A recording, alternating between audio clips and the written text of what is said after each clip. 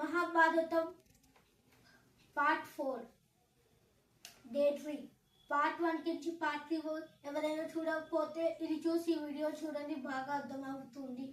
అర్జునుడు భీముడు ఎక్కడ ఆపేశాడు అక్కడికి నుంచి కౌరవుల సైనికుల్ని ఊచకోత పోస్తున్నాడు.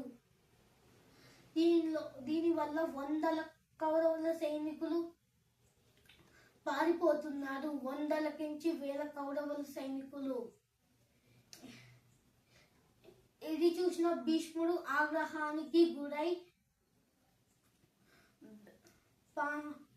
పాండవుల సైనికులని ఊచకూత కొయ్యడం స్టార్ట్ చేశాడు.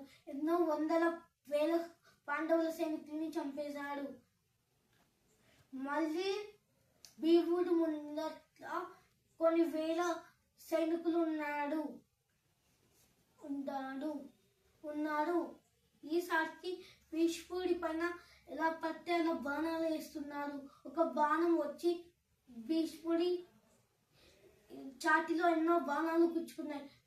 ఈసారికి భీష్ముడు పరిస్థితి ఎంత స్థితికి వచ్చిందంటే భీముడి పరిస్థితి అంత అయిపోయింది. భీముడు లేవడానికి కూడా కష్టం అవుతుంది.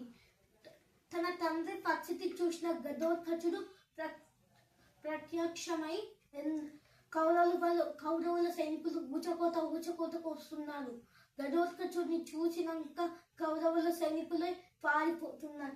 ఎంతో కోపంతో ఎంతో హైట్తో కౌరవుల సైనికులు ఊచకోతకు వస్తున్నారు.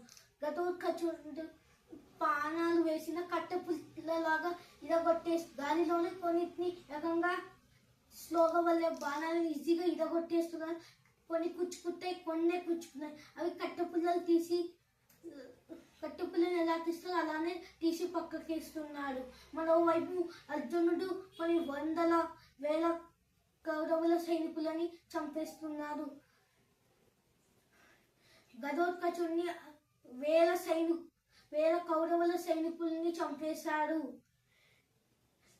భీష్ముడు అర్జునుడిని అడ్డుకోవడానికి ట్రై చేస్తున్నాడు. మరోవైపు భీష్ముడు కొన్ని వేల పాండవుల సైనికులని భీష్ముడు కూడా చంపేశాడు.